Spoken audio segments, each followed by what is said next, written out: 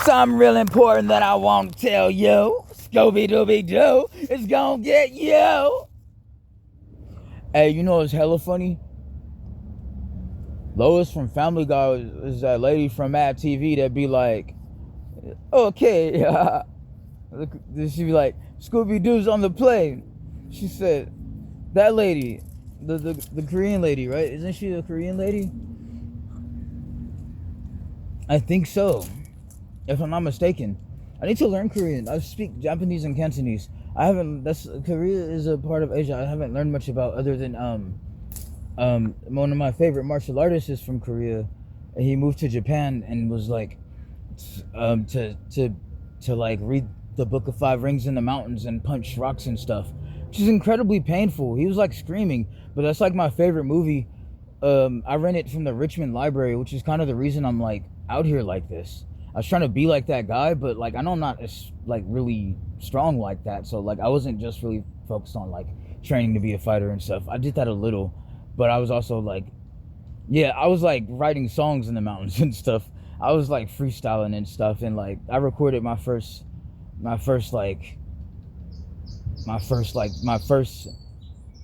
single song, my first single that I like produced and released on YouTube. Like I recorded in the Berkeley Hills, you know. So it's like I was kind of being like that movie, but not exactly, because I'm not like I practice kung fu and stuff, but I'm not like a hardened fighter like that. Like I'm not like I make an effort to train like that a little bit every now and then, because I feel like you gotta punch bricks and stuff. I be like, I always wanted that one of those like, it's called a wooden dummy. I forgot the traditional name for it, but it's like, or how do you say it in Cantonese? I mean to say, it's like the wooden dummy like the Ip Man uses with it's like the pole with a pole with other like joints, or like rods, or like basically you could practice fighting someone by practicing like getting around their defense and punching them in the face and shit like that. And it's like I practice that when I'm like around trees and stuff like here. I can't afford one of those right now, or I haven't been able to afford one of those. And for like hell, like they'd be like $800 and stuff like that, because they're so. I guess I don't know if they always costed that much. I feel like there was like people watching the Hitman movies. Everybody gonna want one. Raise that shit up. Like some. No, look. People do that. I'm not saying people did that, but I'm saying people do that though. You feel me? They realize something gonna be hot on the market, so they up the price, because that's a hustle.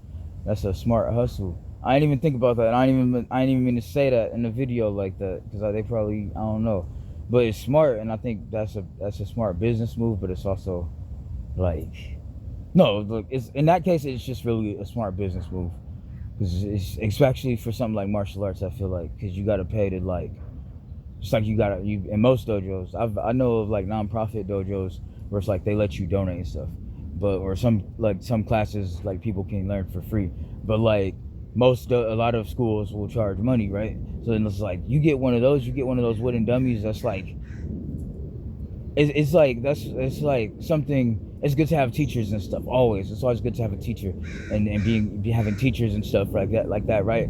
But like that's something you can be self-taught with practice, I believe. But don't get me wrong though. Like get some pointers from your sifu. You feel me? Just because you gotta know if you're overlooking something, or like you're just skipping a certain step or something like that when it comes to like what you should be learning as a I say martial artist, because me personally, like, all right, I was always the type of dude where it's like,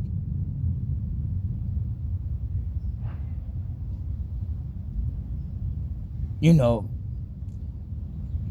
I try not to. I was like, I would tell people, I say a lot of times, I'm not really a fighter. I'm not a fighter. I'm a martial artist, meaning like I like to perform and stuff. Like I was doing practicing fighting for like kung fu movies and stuff like that. When I was that was always like my motivation. And of course, you want to know how to actually fight and be actually strong and stuff. You're not just so you can perform actually and make it realistic and be athletic and stuff like that. And of course, demonstrate things the way they're supposed to be demonstrated, of course.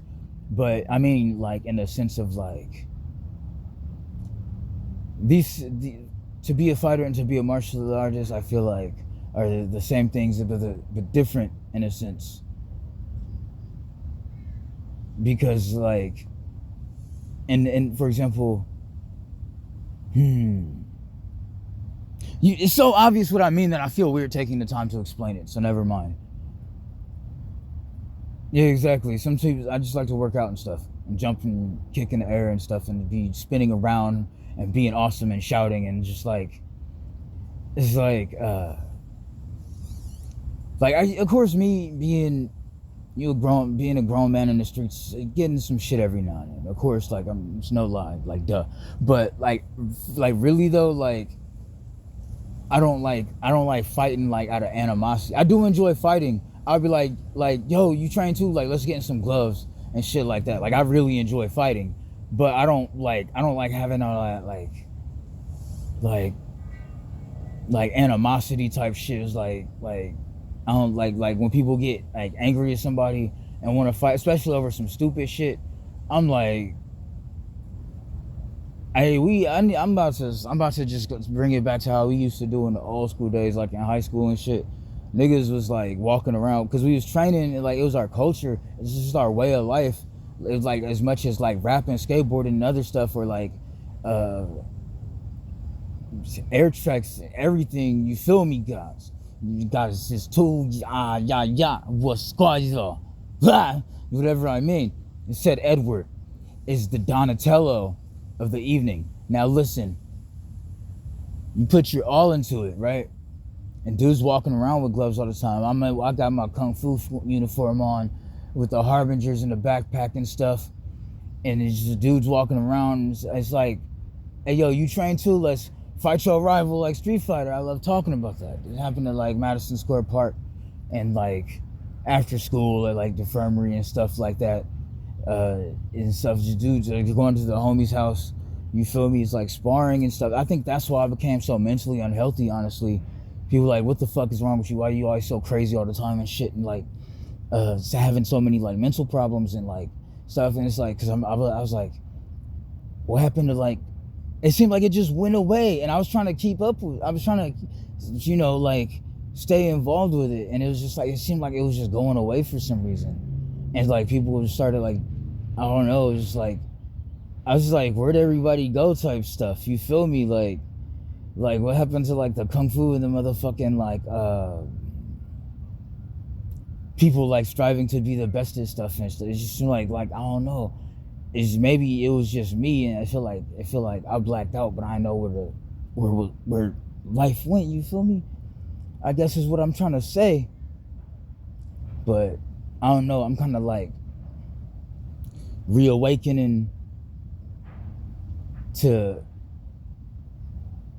the type of to like what I'm supposed to be doing. Like, speaking of which, I'm about to get off this camera right now. I'm so excited. I got like hella like lyrics written, and I was, let me think. Can't complain. Listen, I can't complain, but I get so fresh. I'm 34 years old. I've been rapping since I was 15, and it's like, go listen to. I'm trying to think of what song to tell people of mine that I should tell them to listen to. When I was like 30 years old, I made a song called like Flexin', Flexn, right? I made a song called Flexin', and I made some other song. I was writing, I was so motivated because I was like, being 30 years old, and you know you've been rapping since you was 15, you gotta go hella hard. Like you gotta be like, you can't say you've been rapping for 15 years and not be good at it. That'd be hella motherfucking embarrassing, now wouldn't it? So I was like, I know how to use FL. I had my own spot too at like in Hayward somewhere. like at this one these like this type of house was like hella people in it, and we share like the kitchen and like the bathrooms is in the hallways and stuff like that. And like it was cool, but it'd be kind of like hectic or kind of crazy sometimes and stuff. And I was just like I was just like I was like thankful, but at the same time like I really wish I could like really have my own like, you feel me, like this is something to be like, that was something to be thankful for, but it really wasn't like all that cool though in that type of situation and stuff like that. How you speak, not trying to I'm gonna say less because I'm trying to, you know what I mean, like, you feel me. But like I was saying though, fuck it, I'm gonna get off the camera and record right now. Oh yeah, what was my name back then? Oak Ninja Sean. I was like, it happened with me sometimes as a rapper where I'll be like, I feel like I'm doing cool, and then it's like I go through some type of mental health crisis, and so I don't rap for like a cool minute because I feel like I don't have like the confidence. It's like a lot of times when you're making a song, it's about bragging and stuff. It's like I'm feel like shit right now. Not right now, but like I don't want to say shit, but like I feel terrible. I feel like garbage. I feel like I ain't got nothing to live for. Like I ain't nobody, like that type of shit, and it feels hella fucking disgusting. And like it's like I can't rap in this mind state because not even just the fact that like rap is something to brag about. Is when you rap, you want to have stuff to brag about, but it's like even someone told me, a good friend of mine, this friend of mine who's very helpful to me, she told me even when you're not like feeling good, you still like write and create songs because people can relate to that. That might help them get through what they're going through. And I thought about that later, so then I started to feel more comfortable writing about when I don't feel so confident and stuff like that. But I really like when I'm like in a good state of mental health. I'm not feeling like, you feel me, down about myself or down about life or anything like that. I'm down, you feel me, down by law. But I'm not like considering self-disposal type shit. We ain't on that. We on this. Be king. You feel me? Be raw. You feel me? Be Kenzoku. You feel me? Be metal and win and love victory and love success and love the motherfuckers and the bitches and the niggas and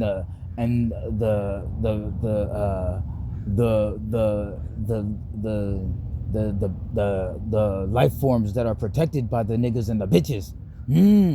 Except the ninja. Me and my Arden conglomerates of radical hood ninjas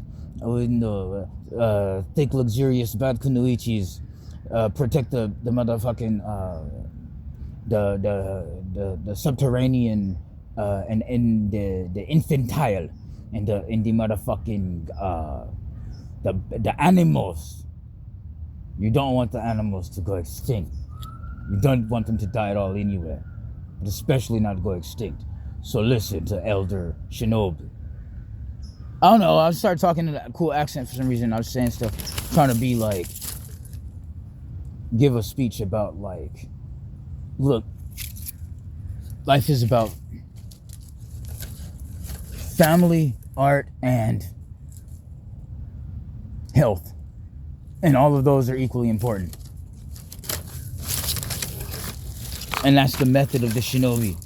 The knowledge that I give to you. Family, art, health, what else could we add in there? I guess that's the simplest way to say it. You can't have any of those without any of those. And that's what the ninja's here to tell you. And but by the ninja, I mean me. Particularly at this point in time, because I am a key-bearing individual. And you know I got that memorized. And you know I got it memorized. And you know I'm a key-bearing individual, and you know I got it memorized. I'm finna go spit some fire. Raw. I love your mama. I'm in love with your mama. Hey, I forgot what I was singing earlier. I was like, Tell your mom I'll be home for dinner. Tell your mama I'll be home. Tell your mama I'll be home for dinner. Tell your mama I'm coming home for dinner now. And I'm hungry, hungry. Oh, oh, I'm a hungry ninja, hungry nigga. I'm big, black, and hungry for your mama in the sexual manner. I'm saying weird stuff. I'm saying random stuff. I'm in the forest by the creek where hey yo, I'll tell y'all this story. Alright.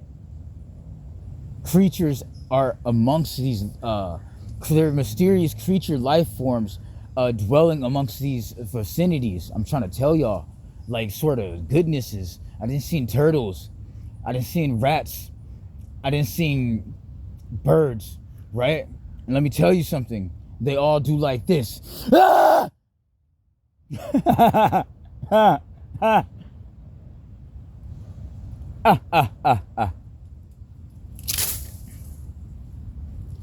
Grow the entire forest. And you can call me Forrest.